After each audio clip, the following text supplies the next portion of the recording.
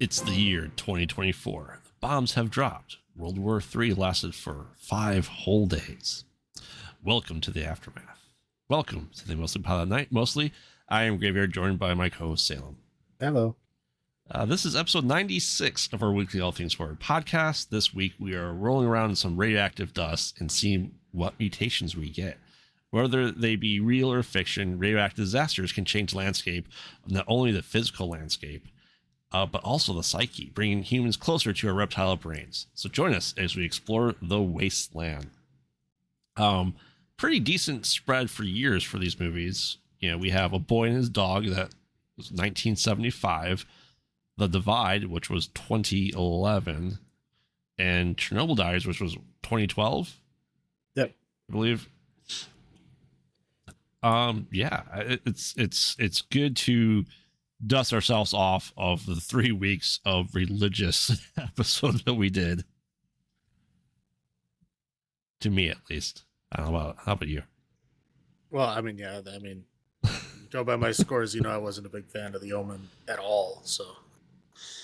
Right. And just, we kind of read some articles, people like, oh, it's going to bring horror back to mainstream. I'm like, no. Yeah. I don't know if it ever did, but. No. And they think that movie's going to bring horror back to the limelight.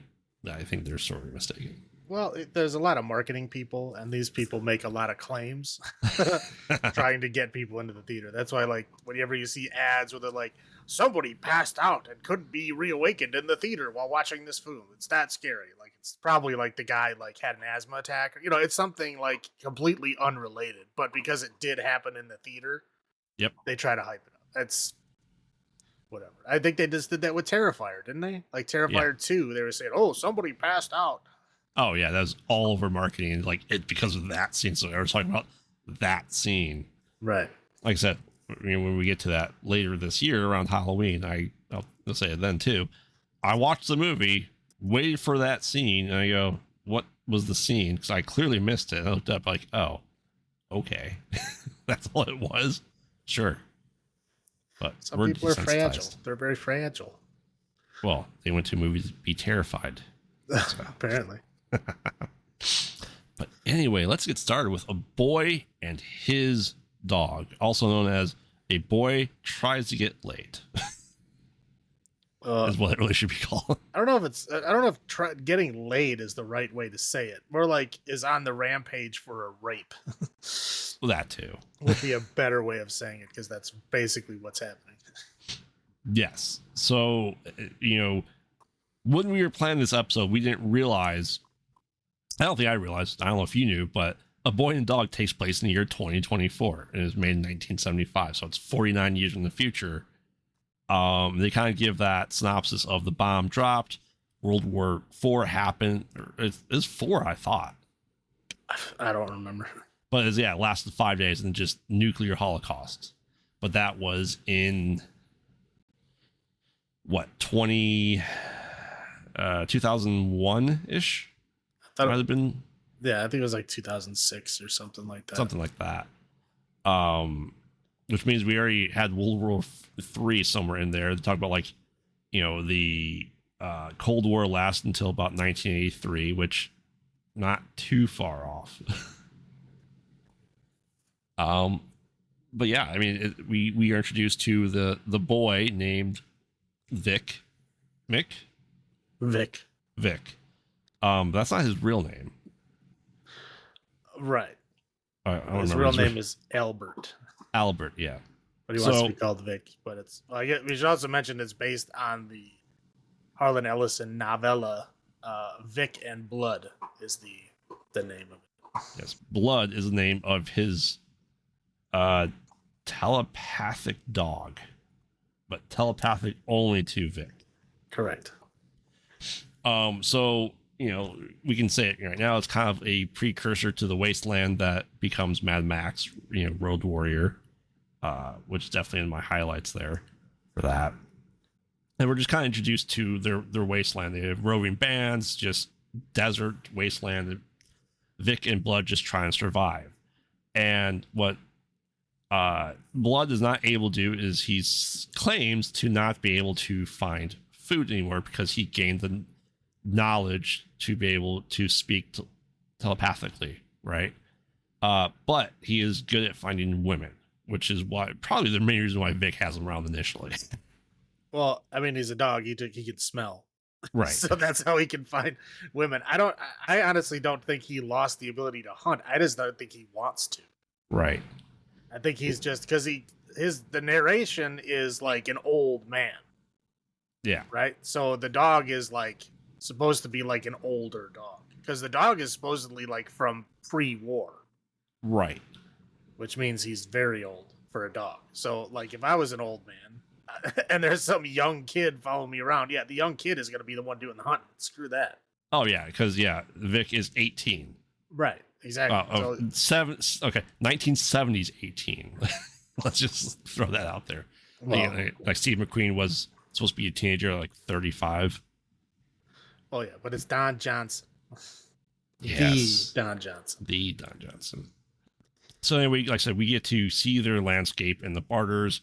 And we get introduced, initially, like they're trying to find some food, and there's a gang of roving, I don't know what you want to call them. I'd say ages 8 to 50.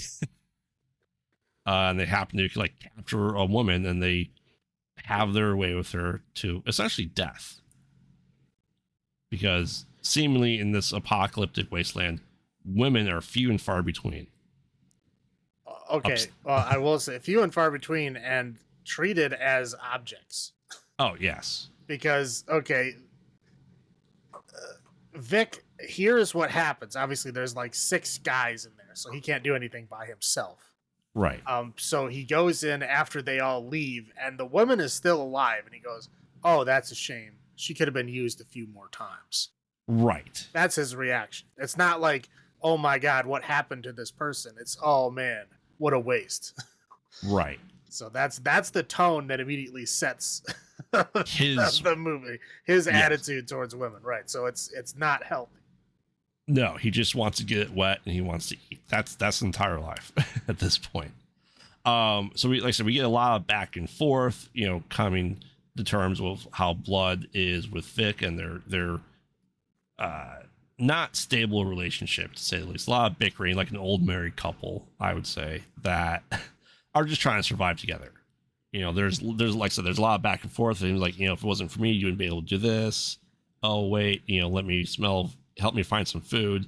Oh, I smell some women. And then we have the classic 70s sci-fi. If you need to have a noise made and for the dog smelling, it is some like jarring synthesizer sound being used for blood smelling.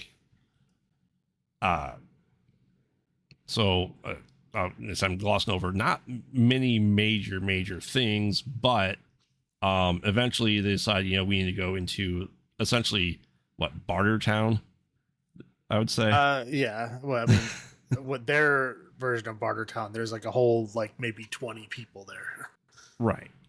They have to check the guns in. He's like, oh, I don't want to get this wet. There's a whole thing about where the placement of the guns is.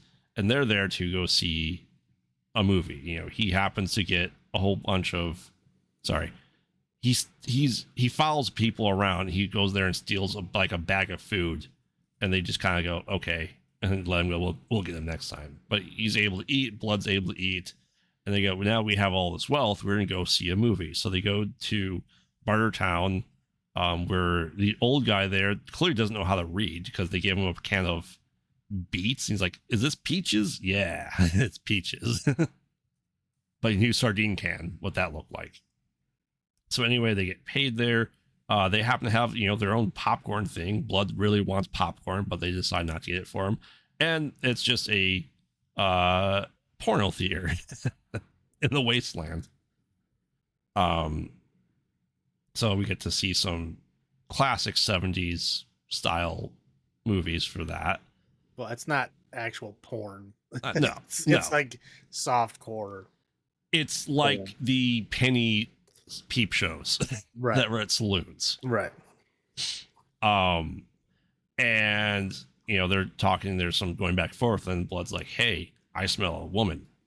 Like, where? And they're trying to, because that's all Vic wants is a woman. and like, oh, she's hiding here. So eventually she leaves, and they kind of track her down to this bunker that she is staying in. And she looks like, for post-apocalyptic wasteland, hair's perfect, looks like she's wearing great makeup and just that. And Vic goes, you know what, yeah, I'm the raper. He's like, well, all these mattresses down here, like, get that mattress, at gunpoint. And it's like, no. And then I don't think we see the mutants that are outside. We just know that they are there because they have a distinct green glow about them. So they're clearly radioactive. Well, they come later. They're screamers, right? Yeah, but first they have to fight off a bunch of people that trap them in there, which are just regular people. They're just but regular he does pretend to be a screamer. After the fight goes on, and that's how he scares them away. Yeah, and then after he scares them away, the real ones show up. Right, which we don't see. We just hear and see a green glow. Just a healthy green glow about them that we only see the green light. Yeah. So then they hide in the boiler room, which is like hidden because they put a mattress up against the hole to get in. Right. Yeah. So then I don't remember her name at this point anymore. She's like, make love to me, you save me. All right. And they do. And, Blood's trying to pay attention. He's like, all right, we need to get rid of this girl. We need to go find some more food. I'm hungry. And they kind of go and live their world a little bit. I believe he gets attacked next. Is that right? Blood does? No, he got attacked in the fight. Okay, they have there's a dog fight, and he is like bleeding profusely. Right. Doesn't know if he's going to make it, but she talks about, like, after this heroic rescue, she's like, all right, we should get married. Here's what our life will be like. I live underground. It's like, what? You live underground? The down under. Yeah. But I can't recall why he agreed to go with her. It was the save. Well, because she said she loved him. Right. And he's 18 years old. She willingly just had sex with him and said, she loves him. He's like, enamored. Yeah. So she says, we have to go in here. And he's like, okay. At first, he's just going to go check it out. Right. And see if he can get some stuff. And because he tells Blood to wait, and he's just going to run in real quick and see what he can grab and come out. Right. And if he doesn't wait for too long, they'll go over the hill. That's always where they want to go, right? Is over that hill to the great paradise that exists over the hill. Right. Which is a place that apparently Blood talked about and said was a real place, but Vic didn't know how to get there. Blood was the only one who knew how to get there. Right. So. Right. So he goes down there. It's a long shaft that they climb down there, and then he kind of gets immediately jumped, and we go into the probably an out of the blue third act of the movie where it becomes I guess we could call it, say, a vault from Fallout, right? Just like the weird dystopian cult like thing that have their own weird things and rules in society. Right.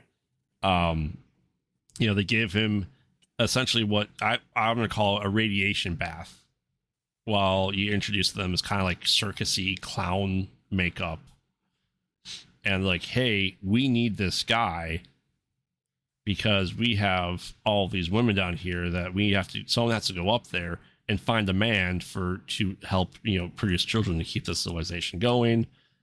We get to learn a little bit more about what they are and what they do. They are clearly ruled by a couple people that have all the power, and like, all right, well, if you don't follow rules, you're going to the farm. Any rule breaking. Yeah, which is immediate death. Like, yes. They don't even, I'm sure at one point in time they pretended like, oh, we're sending them to the farm. Right. Nobody knows where they're going. It's gotten to the point where there's like, send them to the farm, and they just like kill them right there in front of everyone. Yeah. So it's they still say it, but it's like, it's just straight up murder. Yeah. And they just seem so disinterested in everything they're doing, running the society that is in perpetual darkness, but has just great grassy knolls. Yeah, but it's always dark because it's like underground. So Right. So like I said, we get to see a little bit about the leaders, and then we get to, the 35 women that just got married, and they have to get all at once from Vic as they milk him for his man stuff. stuff. Man stuff. Yeah. And eventually, the girl breaks down. She's like, "Hey, we gotta overtake the leaders of this. This society sucks. Let's go kill them. We got guns." Okay, so they start kind of go out, kind of sneaking around with weird, parades and like a 4th of July block party. It feels like just like every night or whatever time of day it is down there, and just kind of showing just the weirdness that exists. She keeps going Vic to shoot the main guys. He doesn't want to. Then their henchman starts going after him. He gets shot multiple times. And I don't think until he gets shot that they show it that like, oh, he's a robot.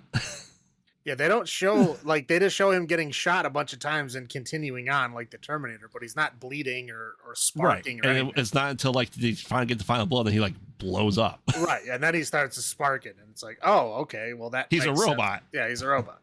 Never alluded to. He just didn't talk. Right. Yeah. No. Yeah. Never. Nobody ever said anything about being a robot. And then after that, the people in charge go, I guess take another robot out of storage. Get another one of him and just change some programming about him. Oh, turn off his smile because he always smiled or something. Sure. I didn't recall him smiling at all, but no, he always had a big shitting grin. Yeah, grin on his face when he was doing his work. Well, anyway, she's like, all right, we're going back to my world. They go up there. She's like, oh, and they see blood. He's like still alive. He's like, hey, he's been waiting for you. And she's like, oh, I love you. Let's start a life together. We can go over the hill. And then cut. She was tasty. They ate her. And they go, no, it was a bad joke. They ended on a bad joke. I didn't want to say the bad joke. You have to say the bad joke. Well, she had a bad taste. Right. Yeah. See? Implying that they're like, we still have leftovers, can cook her up. He still wants more because eating her just instantly healed blood. Yeah, again, I was trying to figure that out, and I was like, the closest I could come to is like, okay, he telepathically linked to Vic. Maybe he's some kind of like vampire, like psychic vampire, and that he needs like to eat flesh to like renew himself. I don't know. I mean, other than that, I have no idea why flesh would heal a dog from bite wounds. I don't know. No idea. Yeah. But end of movie. What were your first thoughts? Have you seen this before? Oh yeah, I've seen it multiple times before. Okay. Yeah, I mean, the first time I saw it, I was kind of mystified as to what was going on. Because, like, in the beginning, it seems like a Mad Max movie. And you're like, okay, yeah, I see where this is going. And then it just is not that.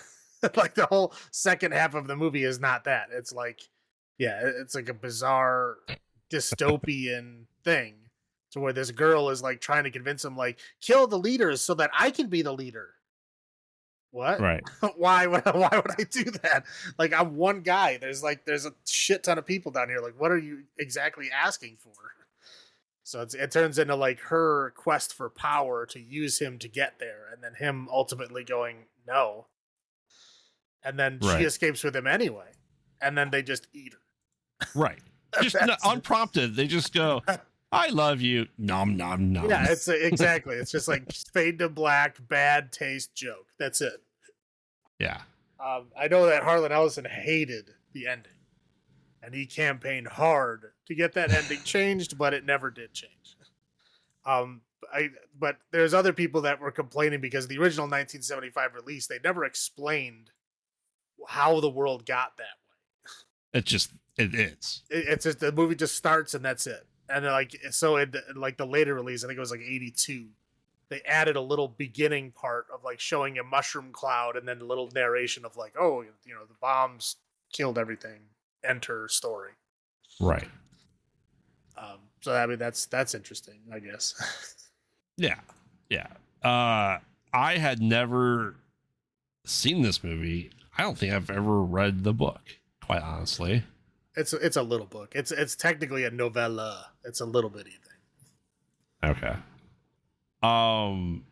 It's with like I said, I've said it before multiple times. With some of these movies I don't know about, I don't want to do a lot of research. I want to kind of go into them blind. I've never seen them. Start watching it, and the wife goes, "What the hell is this movie?" I go, "I don't know."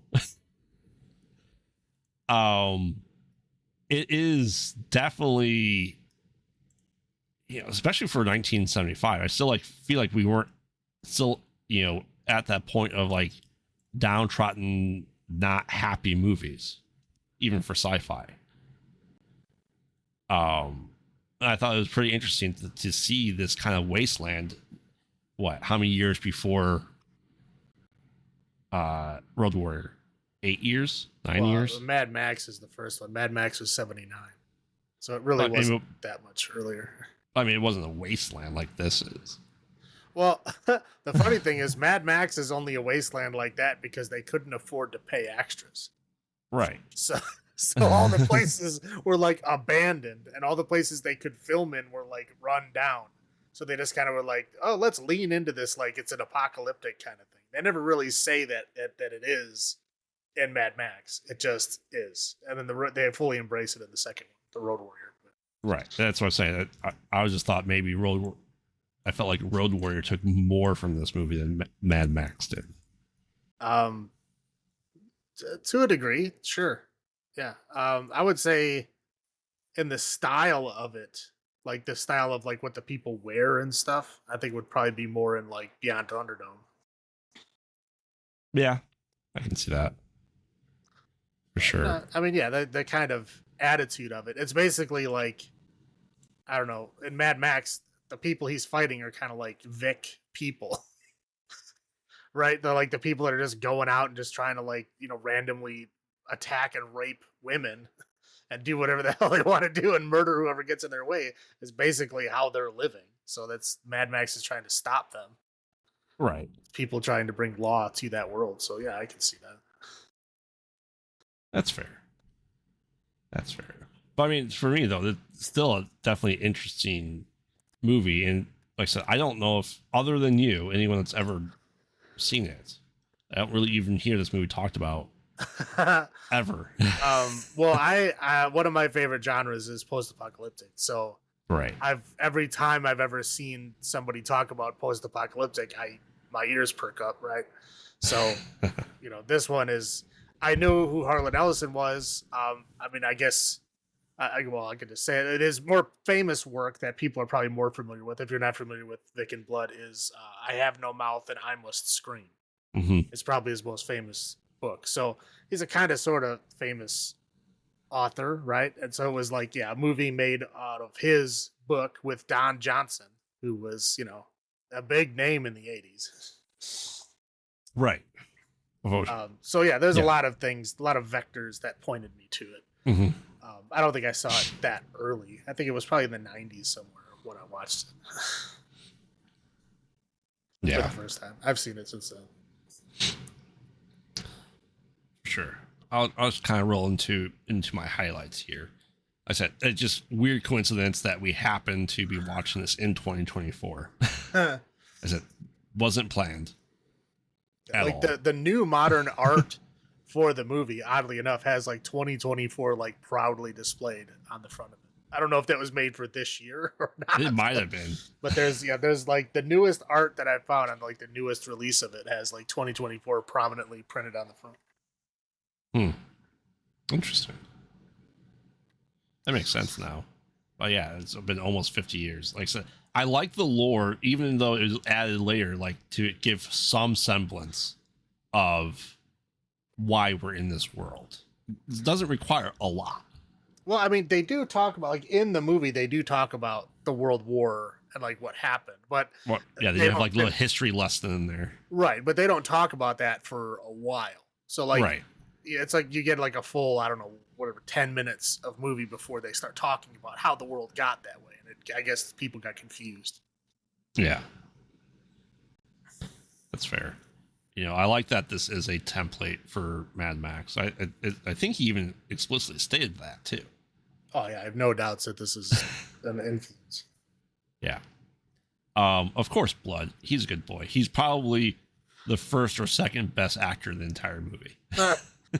I mean, there's not a whole lot of actors in this. Most of them are just like, people screaming or shooting. Right. He was still better at his job because he was able to train. He was able to walk with the limp. He was able to act hurt, and it was fantastic. Blood's a good boy. I find it interesting that the movie not exists the way it was and what it is. Even in all this, they still are able to watch a movie and enjoy a movie when probably the majority of people never did that in their lives. Right. Now, I'm going to blow your mind. You ready? Yes. What was the name of the fictional movie? Oh, crap. I meant to write that down. I don't remember. It's A Fistful of Rawhide. That's right. It's the name of the movie. Yes. Yeah. And yeah, it's like it has the quality of like really bad, like porn, but the beginning of porn when they're trying to act. Yes. That part. It doesn't quite get to the porn part. I mean, I guess it does. There's like nudity and stuff. It's not like it's wholesome. There's like some nudity, but it's not like hardcore and stuff. Yeah. And we discussed the setup. Like when we get introduced to Vic, we know exactly who he is, like instantly. It's not something that we learn later on. This is like, yeah, he's a scumbag too. But he is trying to survive in that world. Right? Yeah, there is. Yeah, I guess there really isn't any heroes in this movie. No, like zero. Everybody kind of sucks in their own way. Everyone's shit. Yeah. Like I said, I like the alternate history and just to see what people thought it would happen by this year and what that would look like. I find it interesting to think that they think that canned goods would still be good after all this time, let alone fruit. Sardines, they sure. would be as long as the can isn't puffed out. It's fine to eat. Yeah. That's pretty much I got for my highlights. How about you? Yeah, I do like that it's 2024. That was good stuff. I think it was interesting the wording that they used in the very beginning. They called it urban blight, which the way that they made it sound was like all these people in cities deserve to die. Kind of like it was very odd wording the way that they said it. I thought it was interesting. I mean, the post-apocalyptic style of everybody in this movie. Everybody is wearing like, I mean, just stuff that whatever is left, right? I mean, like the big bad guy that they stole the food from was like wearing a quilt as a cape. Yep. Mm-hmm. I mean, like Vic is wearing a hat that like the top is like, eaten away, and it's just like, a flap. He's got the brim and then like a flap behind it, and his hair is just sticking out. I mean, everything is like destroyed and just it's just leftovers. Like nobody's trying to match anything anymore. It's just whatever's left. That's what they're wearing. Right. I thought that was interesting. Yeah, I mean, the Fistful of Rawhide I thought was hilarious. Don Johnson, obviously like a baby Don Johnson, is funny to see in 1975. Right. And the ending, as goofy as that ending is, it is fun. Right. Yeah, I guess I should have said too. Yeah, the ending, it's a bad ending, which I said for 1975 sci-fi, it was interesting to really see that. You know what I mean? We're so used to,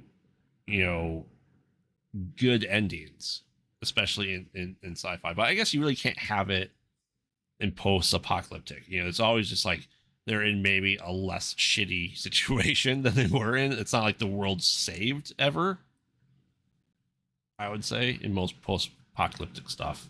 Right. Do you want to roll into your low points? Sure. Yeah, I mean, the whole like rape thing is not cool. I mean, just like overt sexism. It's like there are no women with any kind of like real role in this film. I mean, the one girl that fake falls in love with him so that he'll do what she tells him to do. She's just a tool too, Yes. So yeah, we'll go with the rape is bad. And the overt sexism is just terrible. I mean, that poor lady is the only one that has any real like ambition. I mean, the only other woman in the film is like the secretary for the other two guys. You know what I mean? Like, she's on the council, but she's the secretary. It's like, oh, okay. And Right. then the other girl is like, has no power whatsoever. Basically gets like, used as a sex worker to lure this guy in. And they tell her, oh yeah, you'll be on the council when one of us dies. Ha ha ha ha. And then she tries to convince other people to do her work for her, which ultimately gets her killed anyway, because she's being just as shitty as everybody else. Like, there's nothing redeeming about her. Right. Anyway, so yeah, rape bad. Sexism bad. That dog fight, man. I did not like that. Like, it's like, that was like dogs like really fighting. It was hard to watch. Right. I was like, those are like two dogs. I mean, obviously they didn't like really bleed and stuff. I'm sure they were controlled, but it was like, that was bad. Like, you never see that nowadays. I guess there's probably a reason for that. Yeah. Yeah, I mean, like you talked about, the whole sniff beeping thing was just annoying. I mean, it's like, everybody knows that dogs can smell good. I don't think we need this sound to tell us that he's doing something. You mean besides an actual sniff sound? Yes. Right. I mean, but like, you don't even need the sniff sound. He could just be like, yeah, I smell something like that. Okay, we all get it. He's a dog. He smells. Everybody understands that. Yeah. Unless you've never been around a dog, but I mean, then you would be very mystified by this movie because it's about a dog. It's an electronic dog. Right. Yeah. Exactly. And then the down under makeup that they wore was just weird. It was like, you ever play that game We Happy Few? Yeah. Yeah, it's like that. It's like white face, like weird, like circle, rosy cheeks. It's like they're wearing like clown makeup. It's very odd. Some are more like defined than others, but they're all wearing it, and it's men, women, everybody. Even the robot is all wearing it. It's bizarre. But yeah, that's all I got. So, what do you got for low points? Product of the 70s. Yeah, definitely, and kind of go hand to hand. Yeah, as we said, rape. The grown ass man going, "Hey, little girl, come sit in my lap." I mean, that happens in real life. I know, but it made me question it a lot, because at first I thought like it was legit her dad. I'm like, oh no.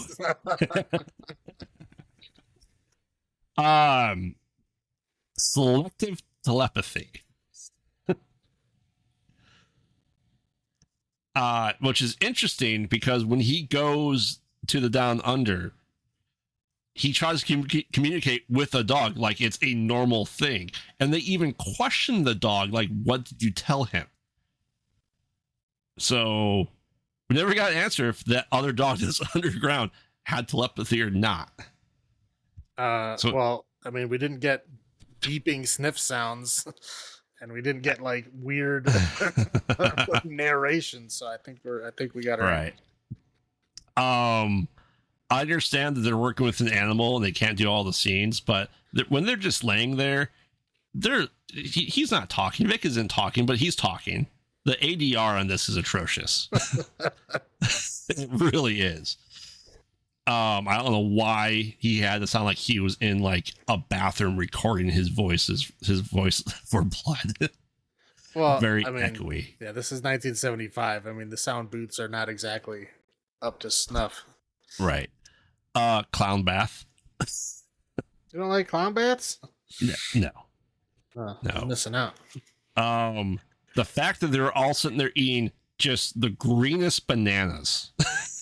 I'm like, that is nasty.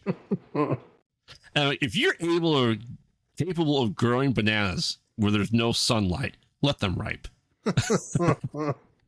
I'm like, okay, these people are clearly monsters if they're eating green bananas. At least they were peeling them first. That's true. And of course, man milking. it's almost like either the movie didn't understand how that works or the society didn't understand how that works, that he's not going to be able to produce children for 35 women in one go. You're supposed to alternate days. Well, So it's going to be... I think it would have been like, because if he comes out after 35 days, like the dog is dead. There's no way the dog lived, right? Right. So in order to speed this along, to allow the dog to live at the end, they have to like one day. Yeah. Yeah, I mean, that's just unreasonable. But that's what I got. So the question then becomes... how many, we're doing our out this week, are Geiger counters, because this is all radioactive movies. How many Geiger counters out of 10 do you give this movie? I don't know. I mean, there's things that I like about it, but that it's very dated in a lot of ways. And a lot of it doesn't hold up, I would say. So 5.5. Like 5.5 Geiger counters out of 10. 5.5. Yeah, this is probably not something I'm going to watch again. I know I say that a lot, and I still give it higher scores. It's kind of like a one and done. You know what I mean? Like, there's no reason to watch it twice, for me, at least. Like I said, there's a lot of weird things to it. I will give it 5 Geiger counters out of 10. Like I said, I do like some of the ideas behind it, but yeah, being almost 50 years old, as we said a lot in the 70s, is a product of its time. All right. So next up, we have the Divide from 2011, which is by far the longest movie in today's episode. I mean, it's 2 hours. Yeah. So take it away. All right. So the Divide starts off with a bang. Literally, basically they're in. I guess it's New York. I don't know if they ever say what city they're in. I mean, it's Canada where it's filmed, but I think it's supposed to be New York. Right. I mean, because of the whole like 9/11 tie-in that happens later on, I'm assuming that's New York, but I guess it doesn't matter. So anyway, so a nuke hits New York City. Well, multiple nukes, because you see like multiple mushroom clouds, whatever. Things are going to shit. So people are running around looking for somewhere to hide. A bunch of people find this like basement of an apartment building, but like a big high-rise apartment. Right. So they all kind of run in there, and there's kind of like a fight as to who's coming in, who's not. They finally let them in. They close the big, huge metal like vault door right as like the blast hits.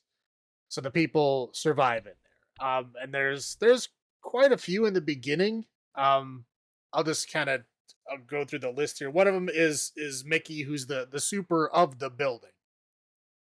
So this is like his place. Right. Played by Michael Biehn. It's probably the biggest name in this movie. And then Rosanna Arquette. I don't know. I don't know if I'd consider her bigger than Michael Biehn. I mean, let's face it, by 2011, most people don't know either of those names. Right. Okay, so then we have the first girl. I forgot her name. Eva. I think her name was. Her and her foreign fiance Sam, who's French. Yeah. French, Kinda. But he sounds German sometimes. I don't know. Maybe he's from Belgium or something. I don't know. But yeah, so them. Then there's a group of 3 guys. There's one guy played by Peter Petrelli from Heroes, and his half brother, who somehow knows Eva. I don't know if they ever really explain how, but they knew each other beforehand somehow. They're friends with Sam. Okay, they're both whatever. The one brother, the half brother, if you want to call him, right. The better half brother, right, is friends with Sam. Right, I would say she knew him ahead of time. Yes, but then that guy's half brother is played by Peter Petrelli. He is kind of like a, I don't know, punk asshole guy. And then his like best buddy is like full on punk, jerk in the truest sense of the word. Jess from Gilmore Girls, and then was also in This Is Us. Yes. I don't know what that is. So, and then we have Darius, who was just another guy, I guess, that came in there. And then there was Rosanna Arquette, and then her little daughter. Young daughter. Yeah, like 7 or 8, whatever. She's like young. Yeah. I think that's everybody. Yes. Anyway, so yeah, they kind of explore their area. They're like, there's like, a bunch of rooms and stuff down there, but it's all like old junk storage. I mean, this is like a building that's like 100 years old. So and he's a hoarder super. Right, yeah. So there's like a bunch of junk, a bunch of like old mattresses and old shit like that, and he tells him he's got some supplies, but he's got like his room is his room. You just got to stay out of there. Nobody goes in there. Right. Right. He has a toilet, and he calls it the septics, but I'm like, they don't have septic tanks in New York City. But we find out later that it's essentially just a hole into the sewer, and that's what he calls the septic. Like not just like big ass sewer. No, yeah, we're talking giant, like New York City sized downtown sewer, and it's just like there's a hole in the top. You're sitting and just unloading into the sewer. It's not and like try and throw some lye, which when you see it later, you're like, okay, the lye is going to do nothing. Right? Yeah, like if the tank is this large, it doesn't matter what you're doing. No. But again, like all of those people could be shitting in that hole for like 20 years, and they would never fill that up. I mean, it was like huge. But we don't see that until later. So, anyway, so basically, they kind of show it around. They're okay. This is my room. You're not allowed to go in here. There's the bathroom, the shower, but they don't have enough water to shower or bathe. And there's like a couple other kind of like storage and out rooms that they kind of turn into like bedrooms for some of them to kind of like give them a little bit of privacy. Anyway, time goes on. Mickey, who is the super Michael Biehn, is like, it gives them beans to eat every day and water. And that's, they're living at it. It's like, there's enough for everybody, but like, they're not kind of happy with it. But Mickey's kind of like, because they each get their own can. Right. I mean, you get a whole can of beans in an apocalyptic scenario. That's good. That's right. Realistically, it's wasteful. Right. But it's like, okay, but everybody's, they're living for now. Obviously, this isn't the best situation. No. They're trying to figure out, they're kind of arguing back and forth. What should we do? Should we go back out there? How should we do this? And Mickey is like, no, there's the radioactive dust out there. No one's going out there. But he's like, okay, well, when can we go out there? He's like, I'll let you know when you can. When I say, I'll let you know. Right. Yeah. So everybody's getting kind of restless and back and forth and like, oh, should we? But they're like, again, back and forth. Whenever it comes to Mickey, because it's his place, he's like, absolutely not. We're not doing that until I say we're doing that. And then this kind of stretches out a bit. And then basically the next big event that happens is they hear people outside of the door. And they're like, oh, it's people here to save us. It's rescuers, right? They basically cut through the lock of the vault door because the building had earlier collapsed on top of them. And they, I don't even think they could open the door if they wanted to, but whatever.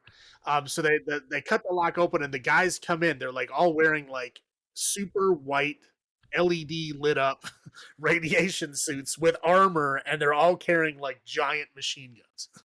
Yeah. And so they're all like, oh, okay, so what's going on? And they immediately just start, slamming people around, like Mickey and Darius both are kind of like, yeah, we know what's going on.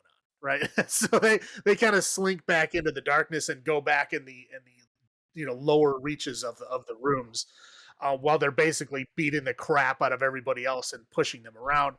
They take the little girl, they drug her with some kind of giant, like, I don't know, hypodermic needle gun, put her in a bag and then carry her out. Obviously, she's essentially out of the movie. They carry her out of the movie. Right, yeah. They carry her out of the movie. Like, the mom is all freaking out, but they just, they literally, rifle butts her to the face. She's down. They basically kind of pushing everybody around, and it's getting to the point where it looks like they're just about to execute everybody. Mm-hmm. And then Mickey and Darius both attack a guy themselves. They kind of attack, there's like a fight going on in like the bigger kind of lobby area. Mickey and Darius both manage to kill their guy. They get the guns and they start shooting at the other people. The other people just fucking leave. Right. And they just close the door and they're out. They're just gone. Yep. So they're just kind of left like, well, what the fuck do we do? And basically, they kind of take stock of everything that's going on. Obviously, the mom is freaking out, trying to get out, right? Because she needs to go find her daughter, but they're like, no, we need to figure out what's going on. So they basically figure out that after all the murders and the shootings, they have 2 dead guys, but only one of the suits is viable because the other one they stabbed a big hole in. So it's not going to work for them. Right. So essentially they have 2 guns now, but they have 1 suit. So they basically, Darius is like, we need to go out there. We need to figure out what's going on, what the hell this was all about. Because they managed to steal a radio off of one of them, and he says we don't actually hear this, but he says he hears people and they had American accents. Right, and they didn't know what to take of the guys that invaded them because, like, oh, he's American, but he doesn't look American. Right, yeah, because he's not white. Yeah, the one guy that they killed was Asian. Yeah, and the other guy just seemed like a generic white dude, and he said that they were speaking in American accents, so they had no idea if these were foreign troops or what's going on or why they would do this. So anyway, so they kind of all vote. Darius is like, I'm gonna go, but nobody trusts each other. So the only guy that they send out is Peter Petrelli, because he's got his brother there who is supposed to have something to come back to, I guess, whatever. Yeah. So he puts on the suit and he opens the door to go out, and it's essentially like a big long like plastic tube. It's an umbilical tube, yeah. Right, yeah. It's like laboratory conditions of this tube connected to the door. So he goes through there. It does branch off in different ways, and he only goes one way. And he goes down for a little bit, and there's like a lab. And he goes into the lab, and there's all kinds of like people's fingers and body parts and stuff in like all these like lab specimen containers.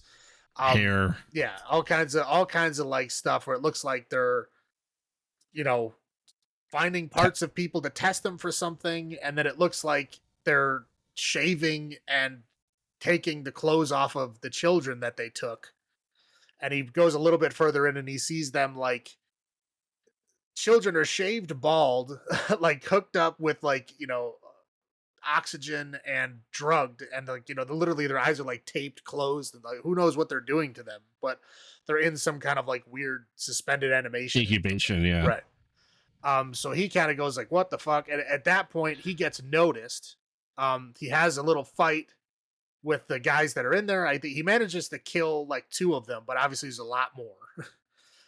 Oh yeah, he sprayed and prayed. Right, yeah. So he's running back to the basement. He shoots a whole lot. Basically they kind of just stop chasing him, but he does drop the gun. Of course. And he gets back in. They open up the door. They close it. They come back in, and they have 1 gun. Right, they still have the 1 gun left, and they're basically like watching the door, like waiting for them to come back in. They don't come back in. They just weld the door shut. Yep. And that's it. So after that, they're all kind of like, what the fuck? Rosanna Arquette just kind of like loses her will to live almost. Anyway, essentially, so Mickey and Darius get into a fight because Darius, broke into his like room that he wasn't supposed to go into, right? And they found out that he's got some supplies. Oh, a lot.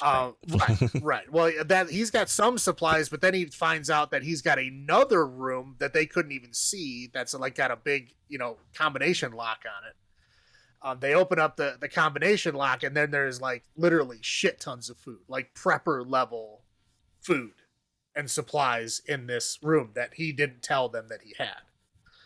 And again, he tries to explain like, hey, this is my stuff. I was giving to you guys. I wasn't letting you starve. He's like, I was rationing. He was trying to like explain himself. Darius was not having it. Because Darius had a taser. He had found a taser. That's what he attacked him with. Yes, he pointed at his chin. Right. Menacingly. Right. So anyway, in that room is also where the gun was. So he grabs the gun and manages to shoot Darius in their confrontation. Darius is now dead.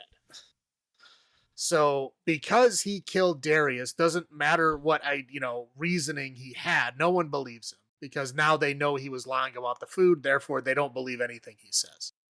Right. So they essentially duct tape him to a wheelchair and push him into another room, and they leave him there until the next act, essentially.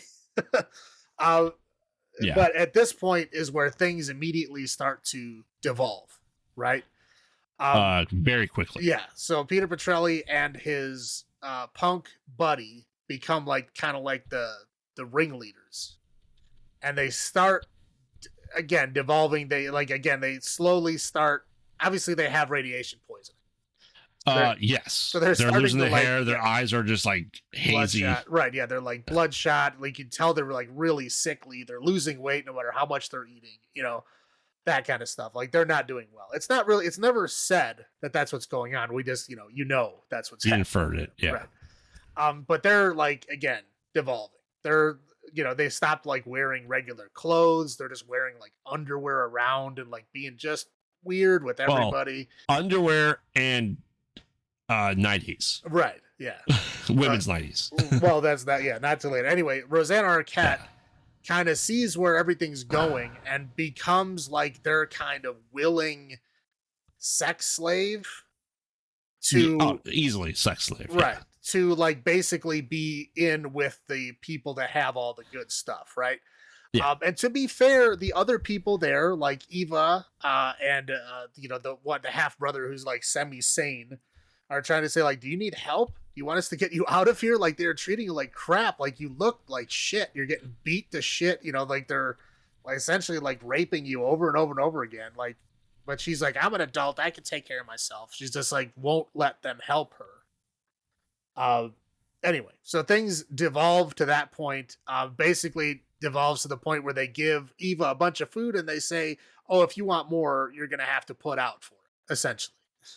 Yeah, she's used her course. Right, yeah. So they're basically now controlling all the food and they're making everybody do well. I guess we should say the half brother got shot in the exchange. Yes. And so he is his, they got the bullet out and everything, but he's weak and he's obviously it was infected and he's not doing well over time. Whether that's radiation poisoning or an actual infection, we don't know. It just, again, he's not doing well. So essentially it devolves into that point to where, they're basically warlords in this area to where there's no one that can really stand up to them. Right.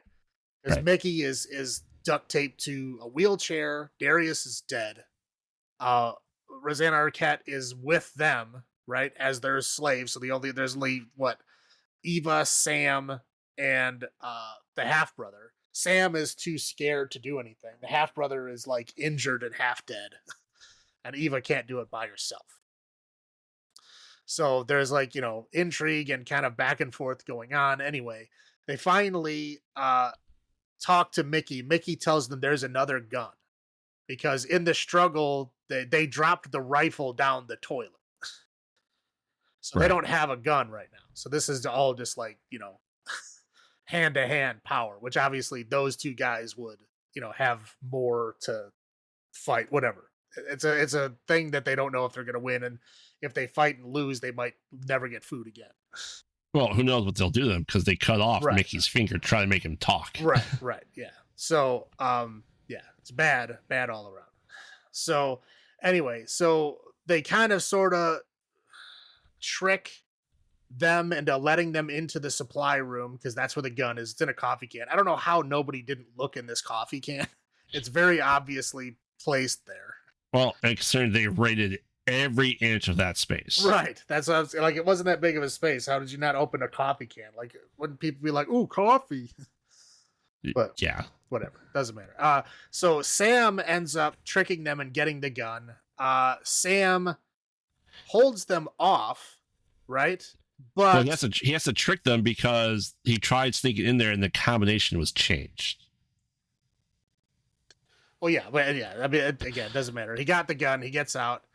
And Ava, half brother, and are trying to convince him, like, shoot the punk guy, right? Like, he's the most dangerous one. Like, shoot him so that we can deal with the other guy by himself. And instead, he shoots the half brother because the half brother was like, they were like, him and Ava kind of had like a love thing going on because she stopped, like, showing affection to Sam, and he caught her showing affection to him. Right. So therefore, like, he had his, whatever, cuck breakdown and shot the half brother. So then anyway, big melee occurs. To where they let Mickey out of his, confinement. Big fight goes down. Everybody dies except for Mickey and Sam. Sam dies. Who's it? No. Somebody else survives. No, the Milo Ventimiglia lives because the big punk guy. Yeah, he dies. He gets his throat sliced open with the can. Right, but he kills himself with the lamp. I'm saying after he kills himself with the lamp, I think Sam was still alive. Yes, Sam and Mickey are still alive. Okay, anyway. But with a fire burning. Right, yeah. So and Eva. He smashes the lamp. Everything's on fire. Ava steals the last suit and jumps into the septic tank. Locking them out and living them into the fire. It assumes for no reason. Well, again, at this point, who can she trust? Yeah. So she's basically taking none of these people are salvageable. I'm getting the fuck out of here. And so she jumps in the septic system and leaves them to essentially die. We don't know if they do because we don't see what happens to them. We just see her escaping. And then when she comes out of the sewer system and looks at what's left of the city, it is just a, blasted wasteland. It's like all the buildings are completely destroyed. There's nothing there. Yeah. And then that's the end of the movie. It is. Now you hadn't seen this movie before, right? No. Okay. Neither had I. So, my first thoughts on this is this is like Green Room meets like the worst possible scenario of the end of the world, probably the end of the world, right? It's gritty, it's dirty, it's human depravity at its worst in what a lot of people are saying in a very short amount of time. Right. Because if you look at synopsis, they're like, it's 5 days. Like, what? You mean it's 5 days? I mean, it's obviously more than 5 days. But right. But I would say it has more in common with like The Mist. Yes. So where it's like people that don't know each other get trapped in a place and can't leave and don't know what the fuck is going on. And it takes a remarkably short amount of time for people to lose their fucking mind. Yeah. Because in The Mist, we have like the crazy religious lady and all those people that just follow her because, again, what the fuck else are they going to do? It's kind of like the same thing. As people devolve and become, reptile versions of themselves. It's interesting. It's interesting. Yeah. If it wasn't for all the gore and nastiness that's in there, like, quality wise, sometimes it feels like a sci-fi movie, but it's not. I said those are my first thoughts, but what about you? Well, yeah, that's you want me to go on my high points or yeah, you can go on your highlights first. All right. So I really like Michael Biehn. I'm a big Michael Biehn fan. I like him very much. I thought everybody did a pretty decent job overall. I mean, some more than others, but it kept it interesting enough. All the character arcs were believable.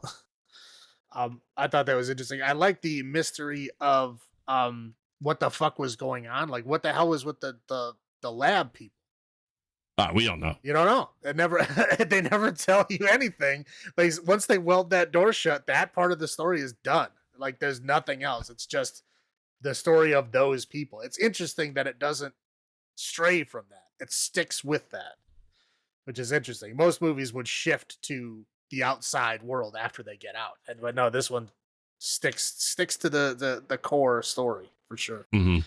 I mean the set design I thought was great. I mean, because you're in the same set for the whole film, and it's a 2-hour film, so I did a good job to make it look interesting enough. The atmosphere was interesting. It was very dark. I mean, not only because they're in a basement, but just like in general, I think they made it look very dark. That's because of the subject matter, I think. I mean, just the characters, the way that they did it. I mean, it kind of had a like a 5 characters in search of an exit vibe to it. Yes.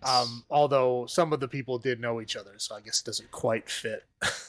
Well, I mean, I'd say there's 5 characters that don't know each other at all. There you go. Yeah, I mean, it's good enough. But I also liked how they did this kind of slow degradation, not only from the radiation, and like, but also like the psyche, right? It showed the devil, the devolving of both of those things. I thought did a pretty good job with that. Yeah. I like the way that they showed the reason why Mickey was so afraid of this dust was because of he was a 9/11 first responder. Mm-hmm. Which you find out later on. And essentially, like, the dust at Ground Zero was the stuff that made all of those guys sick. Right. Like you get I think that there's a syndrome that they call over it, whatever. But it was them breathing in all that dust at Ground Zero was what made them sick. And that's why he's like, nobody goes out in that dust. So not only was it like, staying away from the radiation, but I think it was also like buildings have collapsed. We need to stay away from that dust because that's how people die.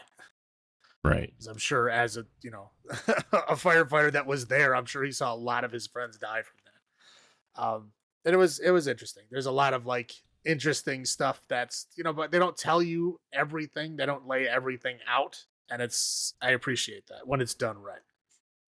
Right. But what about you? Yeah, number 1, Michael Biehn. I completely agree that the unknowns, like like I said, they don't explicitly state that they have radiation poisoning. We are left to conclude that on our own, but it doesn't make us feel like we are dumb for not knowing it or we're smart for knowing it. It's just kind of like a kind of a given, right? Because they start getting patchy hair, like, oh shit, this is just bad stuff all around. I like that it's 5 people in search of the exit. It's also, kind of like a bottle episode where it just, as you're right, it's just one area that you kind of explore with them as well. So you see everything they see. There's not just really this hidden stuff that you don't know about. I do appreciate that. I think it makes perfect sense for living in New York for Mickey to be the prepper that he is. Like, he seems to know his shit. Like, oh man, if you want to survive, you gotta listen to me. You don't know if he's a good guy or a bad guy initially. Like, he just seems like a creep, but he's a prepper and he's not wrong. Yeah, that's the thing. Like, he sounds like an asshole, but he is right. Like, he was rationing the food and he was purposely like limiting what the people had so that he could see who was going to be good and who was going to be bad. He explicitly says this. Right. And he was completely right because, he was able to find out who the bad people were. Unfortunately, he then got taped to a chair immediately. But unfortunately, because he was acting that way, Darius, who I think was not a bad guy, but he suspected that he was hiding a lot of stuff and he didn't know what he was hiding. So right. But he was doing it purposely because we saw what happened when they have free access to this stuff. They're just gorging themselves. Like, if left to their own accord, they're just not going to survive. Right. But even gorging themselves, they still had they still had months at least of food down there. Oh, easily. Like I said, the unknowns, like I said, nothing get explained. Like, oh, the scientific experiments. What are they doing? I don't know. Why you ask? Oh, we showed that. Like, yeah, forget about that. That didn't happen anymore. That was a while ago. Don't ask anymore. I like that. I said he seemed like what like a true prepper would be. You know, everyone, you know, we know preppers that have like this. So we don't know maybe personal preppers. We always see like the prepper show, right? Like they have this state of the art facility and they have all this stuff in place, and it's really not going to be the case in like a major metropolitan city. You're going to have whatever you could potentially have. Yeah, I watched one time where the guy was like obsessed with. It wasn't even like a bomb or like a nuke or anything like that. He was obsessed with a super volcano. Yeah, and he lived in downtown New York, and he didn't have enough room to keep his prep stuff in the apartment. So he had to keep it in a storage facility like blocks away. So he like, you know, the part of the show is like watching him do this trip with his gas mask and all this stuff to like to get back and forth to be able to do this stuff. I'm like, okay, this is a little much. And then he was like, oh, what weapons do you have to protect yourself? Because he was talking about how the world's going to devolve and everything's going to fall apart and blah, blah, blah. And he's like, what weapon do you have? He's like, well, I have this knife. And they're like, well, how come you don't have a gun? And he's like, well, guns are illegal. It's like, okay, idiot. Well, like, what are you talking about? Like, the world is going to fall apart. You don't, I don't know. It was, the guy, some of those people are just so weird. Oh, right. I think my favorite one was the guy who was like, he was putting a bunch of like shipping containers in the desert and burying them so that no one would know where his secret hideout facility was. And then he brought his kid out shooting, and because he didn't know he had to clean his gun, the gun was so dirty that it backfired and like hurt his finger. Not even that bad. It hurt his finger, and he saw blood and he passed out. Yep. Because he couldn't deal with it. I'm like, okay, these guys are not gonna survive. No. But like I said, Mickey was definitely the guy who was going to survive, without a doubt. I like his response. Like, why do you have these mattresses? They're all dirty and used. Yeah, I sell them on eBay. Essentially, I sell them online. You're selling used mattresses online. Yeah. Well, I think he was saying he was probably using them in the apartments, but he couldn't like just come out and say that. Right, but I just like they're asking too many questions. I do enjoy that. That he's just like, you guys are idiots. Right. You know, I do like that. So, do you want me to go into my low points? Yeah, go for it. Once again, ADR. Some of it was atrocious. Like, it's like some people were in a professional booth, others were in their closet or the bathroom when they did some of the ADR. It's like very echoey in the same conversation, and like one line they say it cuts to someone else and they say another line, it doesn't sound the same. Like they felt like they're in a different room. Well, completely. yeah, it seems like they always do that when there's like some kind of like altercation or fight, and the way that they re-record their voice lines, it's like they're not in a fight.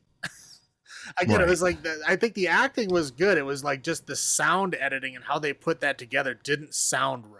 Like they didn't, I don't know what they did, but yeah, I agree. Like whenever there was like a tussle, it's like they're all talking in these weird, like you said, sometimes they're muffled, sometimes they're not, sometimes the emotion doesn't match their face. You know, it's very odd. It's felt like that section was like disconnected or something. I don't know. Right, and that kind of leads into the next thing is the sound effects. Like when they stir the beans, as long as they're sloshing water, beans are thick. It's like the most watery beans I've ever heard. Like every time they did it, it's only like 2 or 3 times, and like that sound effect is atrocious. It just sounded like them sloshing around in a can to me. I said maybe it's just because I was thinking about the ADR and the sound effects, like just not matching a lot of the stuff. And you know the Rosanna Arquette, like. I understand she went crazy, but holy shit, she went insane first, like instantly. Well, no, I think really she was one of the smartest people there. She knew what was going on before it even really started. Like she started aligning herself with, the 2 crazy guys before they even had any power. She was like positioning herself as their little toy, so that she would be able to like, be good. And she was trying to like convince Eva to do it too. Right. That you could like, yeah, that's how you get comfortable. That's just how you like survive. Is you have to like, hook up with whoever you think the strongest person is. Yeah. Which is, again, smart.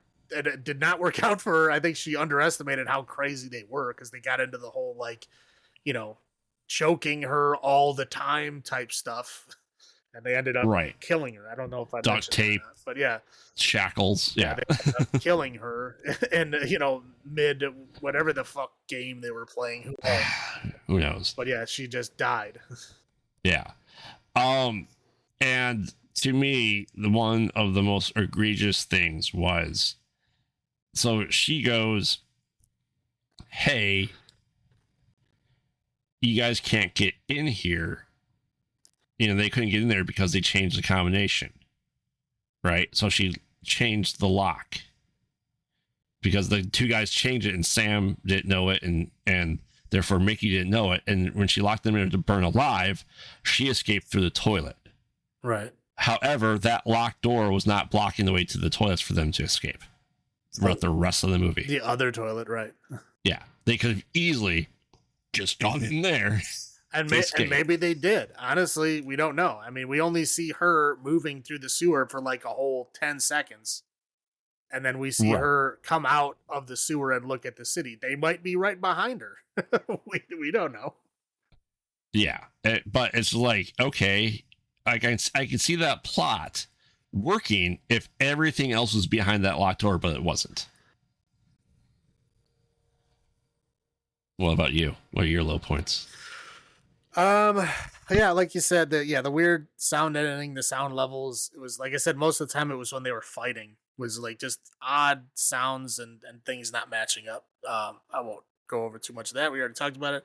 There was a lot of roaches, which were disgusting. They were crawling on their beans, and I did not appreciate that.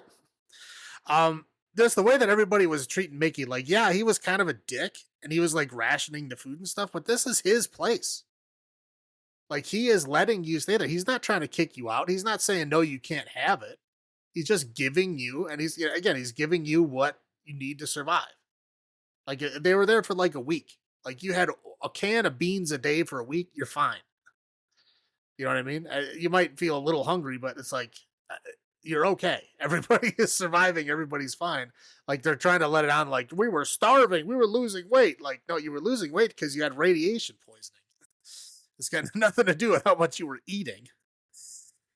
I just thought that was very weird. I mean, yeah, the weird selfish ending, like she just kind of goes, yeah, fuck everybody else. But I mean, you think about it, I kind of understand why, right? Because like Mickey lied, right? Mickey lied about what he had. Mickey lied about, you know, a lot of things. So like she can't trust him, right? Sam was like her fiance, so obviously she trusted him at some point, but like he kind of sort of betrayed her by like hanging out with the jerk guys, and then shot her probably next boyfriend with the guy that, you know, the half brother, the nice one, right? But kind of dooming everybody else that died in that whole, you know, shuffle. And, you know, the whole fire thing happened because of that. So, I mean, he kind of doomed everybody. I get why she doesn't trust either one of them. It just seems odd that she just is like, well, fuck you guys. I'm out of here. Right. It's not that you're going to survive if there's radiation on the outside. So it didn't really matter if she trapped them in there or not. Right. I mean, yeah, like that suit, yeah, it has its own air supply, but that air supply ain't going to last that long. I mean, you got maybe an hour. And in New York, you ain't going nowhere with that. Right. I'm saying, like, where can you walk to in an hour? You're not going to walk outside of the radiation zone. That's for sure. Right. Let's see. I mean, yeah, the septics, which was just a hole to the sewer, which I was like, that's not a septic tank. That's not how a septic tank works. I don't know why he called it the septics, and it was just bizarre to me. But I mean, also the guys in the white suits. I mean, where did they come from? Right? Like, where are you going? Like, what were they doing?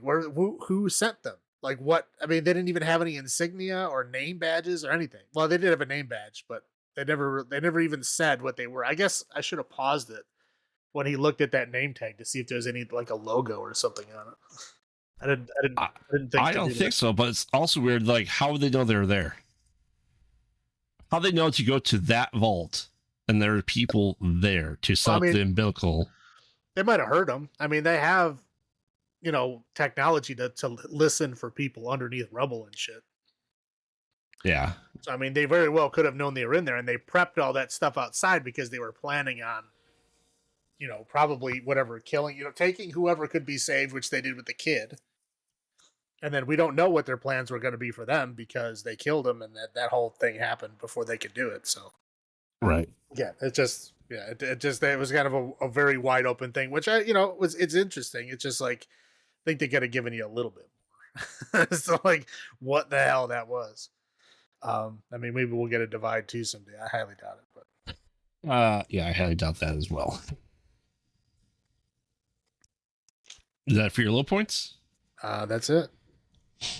All right. So number of Geiger counters out of 10. I will go first this time. This was an interesting movie to say the least. I mean, this flew under our radars for 13 years essentially. And it just happened to come up when we were researching stuff to go with radioactive movies. I don't hear many people talk about it, whether sci-fi, post-apocalyptic, or horror. It's just something that doesn't seem to be talked about. I don't know if this was like a straight to DVD movie.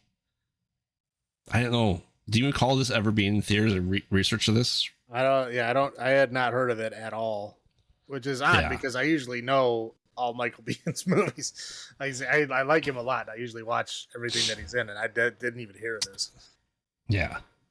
I mean, it is, like I said, it is grimy, it is gross, but it's still a decent movie. So I will give this 7 Geiger counters out of 10. How about you? Yeah, I liked it a lot, and I probably will be watching it again. Because, it's very interesting. It's a lot of things that I enjoy. So I liked it a lot. I'm going to give it an 8.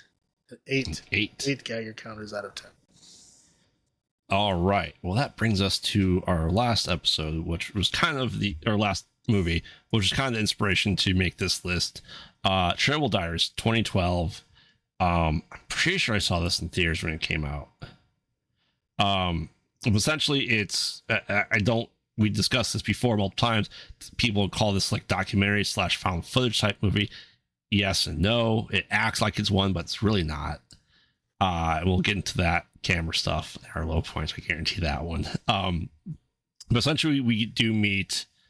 Now I don't have their names memorized at this point in time, but we are meeting a couple of people. Okay, so there's Natalie, played by Olivia Taylor Dudley, her boyfriend Chris, who are meeting Chris's brother in Eastern Europe, and they're going to meet him. They're going to like, hey, we're going to go to Moscow. We're going to meet up with stuff.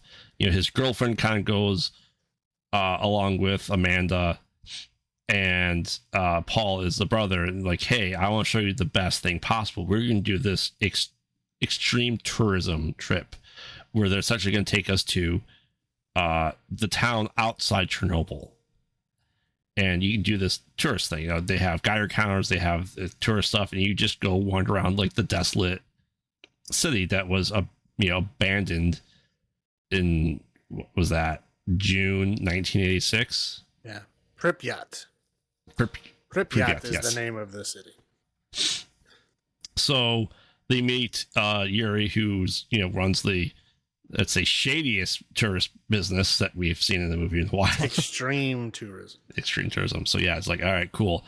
And they meet two, did they say they're Australian or Scandinavian or like Norse? Because they talk about like Thor's voice with the guy. Well, the guy I think is from the UK, and I think the girl is from Iceland. Okay. Yeah.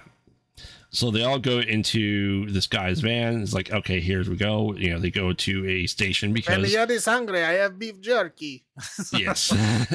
Yuri was amazing. So they go there. He's like, okay, here's the checkpoints, because at Chernobyl there are checkpoints when you're trying to get in and out of Chernobyl. They even have those zones in Japan as well. You have to, check in and say why you're here, and you talk about stuff like that. And, so they're talking about all this great stuff, and Yuri kind of gives them like a little history lesson of what happened with Pripyat, and Pripyat. they just Pripyat, Pripyat. and they have like an hour to evacuate everyone when it happens. Not even that. It was immediate. It was get out now. Now, don't take anything with you. You can't go back home. You can't pick up anything up. You get out right now. Yeah. So they go to the first guard post. He's like, yeah, there's something on there, so we can't go today. But he's like, don't worry, I know back way. And so he goes to another road that has a gate. He just lifts up. It's like, all right, here we go. And again, kind of a little bit of the tour of it. They kind of go to a lake, and he prays like a joke. He's like, oh, look, aha, he's supposed to be jerky. Pretends to get attacked. So they got it was beef jerky the whole time. Exactly.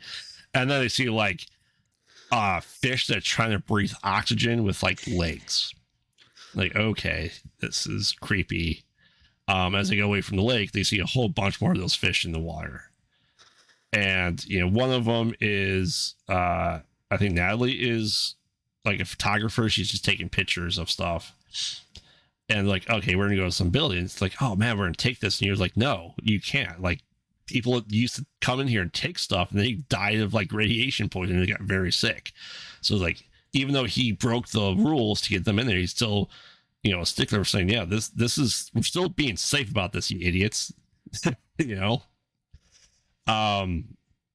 they kind of go around there, and when one of the buildings, like all of a sudden, like a bear comes out of nowhere. Like, holy shit! Like, he's like, animals don't come out during the day. Something is really off. And the weird thing about this movie is every review for this movie mentions the fucking bear. I know. Every single one. The bear happens not even halfway through the film. Yes. And it's just, oh my God, that was a bear. That's it. That's the whole scene. The bear is not radiated. The bear is not mutated. The bear does not even attack them. It just runs past. That's it. Yes. And all the reviews are talking about the mutated radiation bears. Like, no, that doesn't exist. Correct. Now there's mutated fish for sure. Like, all right, cool. We gotta get out of here. Yeah, we're strange things are kind of happening around us. All right, they go back to Yuri's state of the art pretty Cold War van. Like, oh shit, the wires are not working. So like they were cut. Okay, he's like, okay, I got gun and beef jerky. Right, exactly. I go find. So they kind of go with I think Chris goes with them too, just figure out what's going on there. He like gunshots and like attacked, and Chris is kind of like torn to shreds a little bit. It's like, holy shit, it's like dogs attacked him. Like, yeah, they got Yuri. They? Who's they? They eventually get into the van. They're like, all right, and then just like dogs kind of like attacking the van. Like, this is not cool, man. So they kind of just stay the night in the van. And like Yuri's not coming back. All right, we gotta go do something.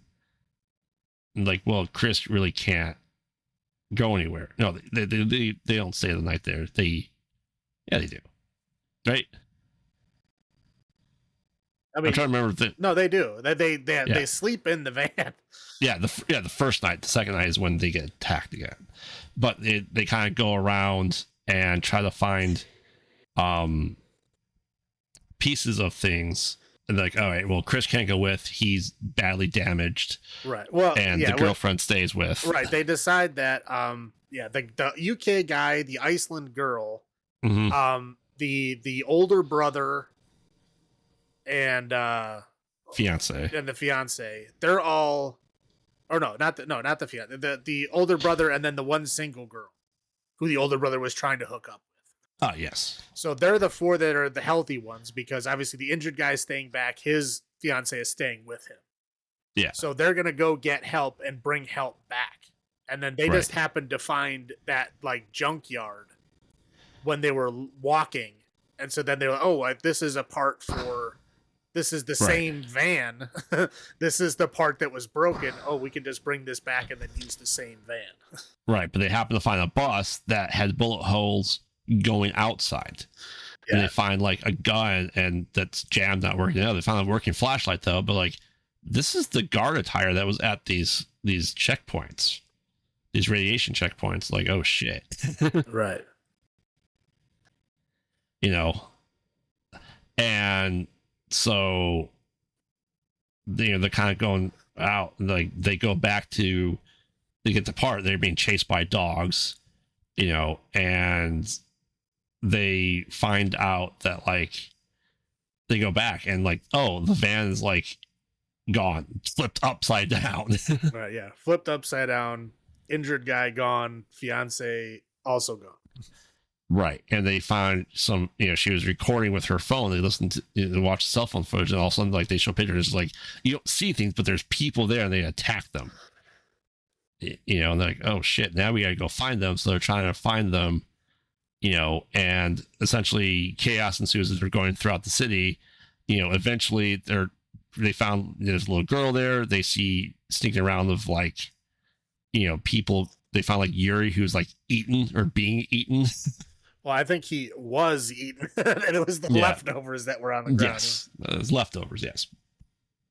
And so they're starting getting chased, and they get to a big, heavy door, and like, oh, sorry, the girlfriend didn't make it. The Icelandic girl. Oh, well, let's move forward. More stuff ensues. They kind of find like an underground mall, and the British guy, he gets attacked and killed, right? No, shit. The Iceland girl is the last one to go. The first one to go is they find Natalie again. Yeah. And then Natalie is the first one to go again. Then they start getting chased because in the area where Yuri's body was, they start getting chased and they're running.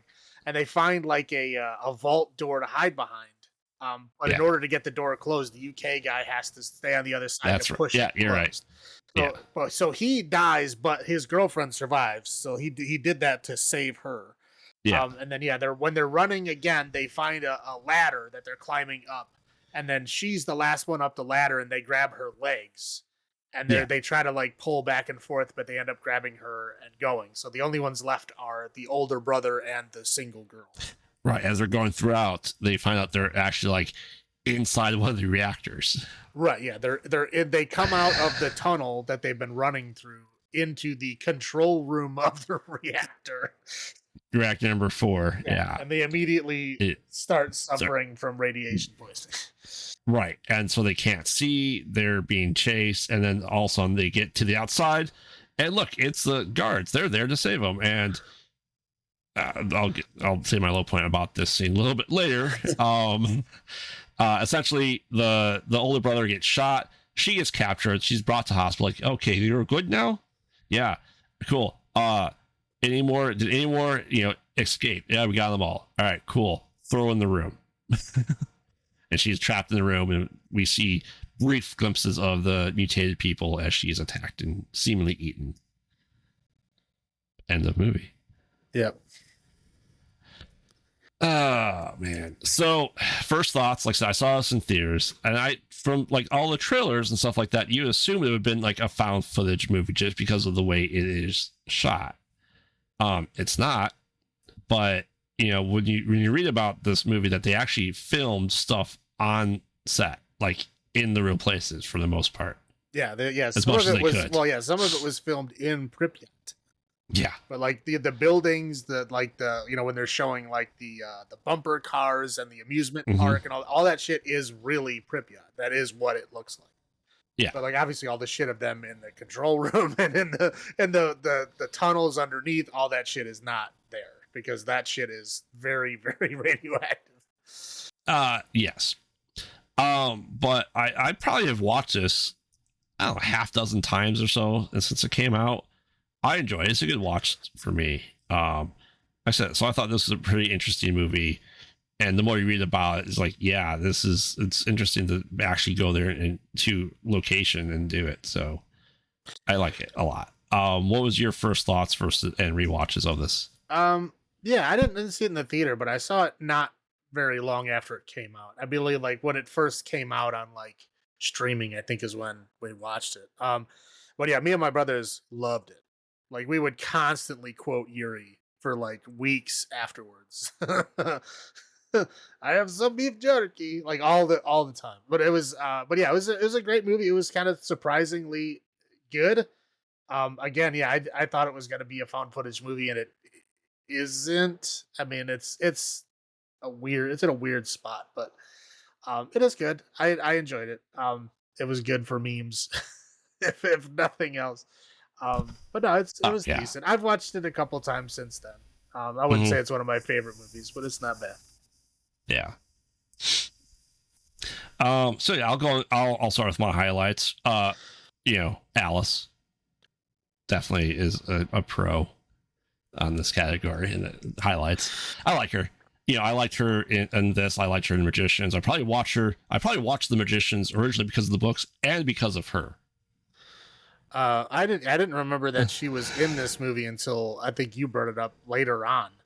That she's like, oh, she was also in Chernobyl. I was like, was she? Because like I knew I had watched the movie, and I was like, I don't remember at all. But yeah, I really didn't. But yeah, I don't. She looks a lot different. I mean, I'm not gonna say a lot different. She's still a blonde, attractive girl. But I would say in this movie, her hair is like more bleached blonde, and she like is not wearing eye makeup. Well, also in Magicians, her jaw is set a lot. Like she always looks annoyed on that show. It's definitely her. I mean, it's definitely her. It's just, Oh yeah, it's just a little bit different because again, she's got more of like a bleached blonde kind of, mm-hmm. blown out look to it, whereas Alice's hair is very straight and yeah. And then like again, Alice has like, a lot of like eyeliner on. So where like in this movie she has very little. It's an odd look when you're used to seeing Alice for as long as it was. It's weird going back to this being like, oh yeah, okay, that's her. She looks different, but yeah, she looks good in both. I'm not saying that she looks better or worse than either one. It's just different. That's all. Right. Obviously Yuri. Yuri is amazing. he steals the movie. Yeah. For the little scenes he has, he steals the movie. Like he did it perfectly. I said I enjoy Yuri, his jokes and stuff like that. Like I said, it was said multiple times, it being shot relatively close. There's some controversy because of like portraying Pripyat as something that's not. Some people don't like that, but it's still interesting to be that close to Chernobyl and to do it. Like I don't know if I would sign up for that movie. Well, I mean, Pripyat is not dangerous really anymore. I mean, there are definitely areas around there that are dangerous, but I mean, technically, they say that it's technically livable there now, but they're just not doing it because, again, it's like, why bother? We have plenty of space. We don't need to use this area. Why bother with it? Because, the actual reactor is still like encased. It's like I think they had to encase in a sarcophagus. I think they had to do it twice because I think the first one like broke or something. Yeah. I like that you don't really see the people. You know what I mean? We get, especially when we first introduce them, like we see like hands and like legs, right? And it's always, let's face it, 2012 camera phones were atrocious, so we didn't really see it much there. I like that. It's just kind of leads some mystery to it. You also don't know, obviously you knew the military was there because their test subjects escaped. What are they doing in that hospital? We don't know. You know what I mean? It's just, I like the mystery and the intrigue that is there that goes with it. Yeah. I think the controversy was that they thought it was disrespectful to the people that did die there. Yeah. But, I think that's the point in time, like As Above, So Below was about the same time they actually filmed in the catacombs. So like I said, it's interesting to see people taking the found footage genre to that length. And I think this is the pinnacle of them doing that. Like I said, the intrigue, and Chernobyl and everything that's happened is interesting story. Like, we have the show Chernobyl, which I heard is fantastic. I haven't had a chance to watch it yet. It is fantastic. And it's just, just a part of history that, most people kind of know some about, but not a lot. I think every person was good in it overall. What about you? Yeah. So high points, we'll say, yeah, I agree. Alice and Yuri were fantastic. I'll agree with you. I did like that they actually filmed in Pripyat. Thought that was awesome. And it's really funny that the only guy with any common sense, like in the whole movie, I mean, Yuri does, yeah, but he's obviously the first to go. But the only guy with any common sense is the hipster dude, right? The UK hipster guy. He's always like calm. He always has the right idea. He's always like, he was very capable. I mean, like he was like, doing like parkour and shit. Like if you watch him when he was like running and doing stuff, like he was like head and shoulders better than like everybody else at what they were doing. It was odd to see because he's not a major character really. But he was way better than everybody that supposedly survived. I just thought it was interesting. Anyway, they had Marilyn Manson as the end song. I was like, I haven't heard Marilyn Manson I don't know how long. But it was the closing credits was a Marilyn Manson song. I was like, wow. I mean, the bad ending. I was reading. They apparently had another alternate ending. Yes. So where she was like, on a hospital bed, like suffering from radiation poisoning, and they were just like injecting her with stuff or whatever, and that was like the end.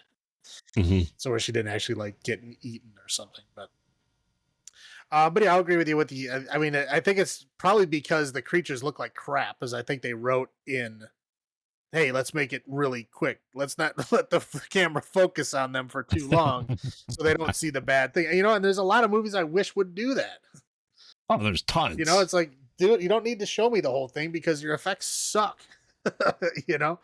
Right. Like what was that movie with the aliens with the floppy hands?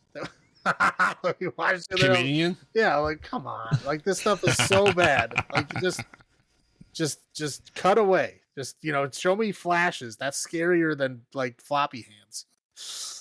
Yes. But yeah, no, I'll agree with you there. And that's it. Do you want me to go to your local? Yeah. All right.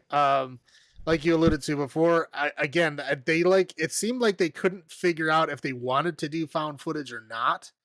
So they decided let's film it with a handheld with no steady cam on it. And then we'll just pretend like it's found footage esque, right? Found footage ish. Because they're obviously like, when the van's getting attacked, they're running around outside of the van. So it's not a person that's with them, but it's still shaking all over the place. And it's like a handheld camera. Again, I don't know if they're just trying to build the vibe or if like they really couldn't afford a better camera. I don't know. It's a lot of unknowns there. But again, I don't know if it does it do better to like put you in the moment at the time? Or is it just annoying? I guess because I notice it so much, it's just annoying, right? But whatever. It's a choice that I don't think was the best one. I don't know why Yuri would leave the van by himself after telling everyone we all need to stay in the van. It's too dangerous to get out. Because he obviously knew more than he was letting on, right? Oh, easily. He was ex-military, so he knew exactly what was going on. Well, yeah, but when they were in the place and, they were talking, he was showing him the view of the reactor and all that kind of stuff. He saw what looked like, I don't know, it was bad CGI, so you could barely tell what it is, but it looked like a fire, like the remnants of a fire. And he just he pushes it aside with his foot. He covered up because, right. That was going to be extreme tourist. I'm like, yeah, something's up. Get the fuck out of there. Right. But obviously, bears can't make a fire. So that's not what he was scared of. He was scared of those people. He knew what they were. Then why the hell did he get out of the van? By himself. I mean, maybe it's that just arrogance of being special forces and he had a gun, I guess. I don't know. To me, it seemed weird that he felt like he knew what was going on, but still made the wrong choice anyway. He did. But again, they all decide to walk out and then they leave Chris behind, right? There was enough of them. They could have all held on to an arm or a leg, or they could have built a sled for him out of the door or something. You know what I mean? There was so many materials around them to build a shed or a fucking wagon or something. You know what I mean? There was something they could have done. Why would they leave them behind in that van? I didn't think that was the smart choice. Especially after Yuri died. If Yuri didn't die, I can see them going, hey, we'll just wait here for you to come back. I get that. But somebody is gone. Somebody disappeared. There's gunshots. This is serious. This guy was injured severely. Something is out there that wants to kill you. Why would you stay behind? Anyway, but yeah, like I said, that CGI for that weird fire coals were so bad. It's you couldn't even barely see what it fucking was. But it was wiggling like smoke, so I'm guessing that's what it was supposed to be. Yeah, it was definitely supposed to be smoke. And no, you're right. No radiated mutated bear that didn't exist in the movie created the fire. Right. But again, this is I don't know if I think everybody knows this, but if you have radiation poisoning and within like a minute of you being exposed, you can't see, You're dead. you are dead. You are so radiated that you are not able to be saved. Like like as soon as he said, I can't see, you guys are fucking dead. Like, yeah, you might technically be alive for a few days, but your body is not going to recover. You are growing tumors right as you're running. Right, going like blind. your body is currently shutting down, and there's nothing you can do to stop that. Yeah. So yeah, I understand why they fed her to the monsters because she's dead anyway. Right. You got? That's all I got. All right. Yeah. Like I said, we discussed it. Won't go too much camera. We discussed it offline a lot. Like it to me, it felt like maybe there was another character that we just didn't see and they just cut him out. We know that's not the case, but it's half shaky cam found footage and running and doing all the stuff with them. And then it gets to a glass door and then it stops and then it switches and then it's outside with it. Like, it's weird that it would stop. Like, it's a physical camera at a physical door. Right. But sometimes it's not a shaky cam. Correct. Sometimes it's like a standard movie film that's stable and moving the way it should, and it's just odd. Again, I would agree with you that maybe they were planning on having it be a found footage, but then again, like the guy's outside the van running around. Like, there's no way that would be a person doing that, and they wouldn't be commenting on that. Yeah. I don't know. It's a strange, odd choice. It is. Okay, so extreme tourism. Like, as much as it'd be cool to go there, I don't think I'd be able to do it. I don't think I would. Would you go close to it as to Pripyat? Sure. Yeah, I would. I don't know. I mean, I don't think I would. But that being said, I wouldn't do it illegally because I don't want to get thrown in prison. I wouldn't do it fucking now. No. but you know, but I mean, I would. I mean, that would be cool if it was like a legal thing, like, you know, because I know that, you know, sometimes these people can make deals. You know, they go in there. Oh yeah. You know, whatever. Everybody makes money and shit. I get that, but like, yeah, I would do it. I don't know if I want to travel all the way to Ukraine, but no. And then everyone just goes, "Does anyone know we're here?" No. Always tell someone who you are. You know, I told you when I was just randomly shooting a horror movie, like, this is where I'm at. If I don't come back, avenge me. You know what I mean? I may be dead, but you know where I'm at. Yeah. I mean, the wife did too, but okay. So the thing that really annoyed me a lot is when the brother is shouting in English at the Russian soldiers, and he's been living there. He knows Russian. Why is he not speaking Russian to them? Ukrainian. Well, yes, but he knows how to speak the language. He's still shouting, "Help, help," and keeps moving forward. I get it, he can't see. Okay, but like, to be fair, he went, "Help, help, bang." He didn't have a whole lot of time. It's not like they were like, "I don't understand you," and it wasn't like that. It was like he literally went, "Help, help, bang." It was that fast. Right, but I'm just saying, he'd should be speaking the language. That was just kind of my gripe there, but that's all I got for low points. You know, I guess the low point is people just being fascinated with the bear that just ran, the bad CGI bear that just ran through, did nothing to anyone there. All right, so number of Geiger counters out of 10. What do you have for it? You know, I mean, I do like this movie. Again, there's things that I don't like about it. Mm-hmm. But overall, I mean, I think it's decent. It's fun. I'll give it 6.5 Geiger counters out of 10. So almost rewatchable. Yeah. Yeah, like I said, I definitely am a sucker, especially in this time frame of let's call it found footage movies and pseudo found footage, like for this one. So I love As Above, So Below a lot. I like this movie a lot. Is there stupid points to it? Obviously there is. That's why we have our highlights and our low points of these movies. But that being said, I can't sit down and watch this anytime. Never just go, the wife turns on like, oh, you're watching Joe Byers. I'm like, I've watched this way too many times and leave the room. No, I don't do that. I sit down and enjoy it every single time. So I will give this probably I'll give this 8.5 Geiger counters out of 10. Listen, I do really enjoy it, obviously.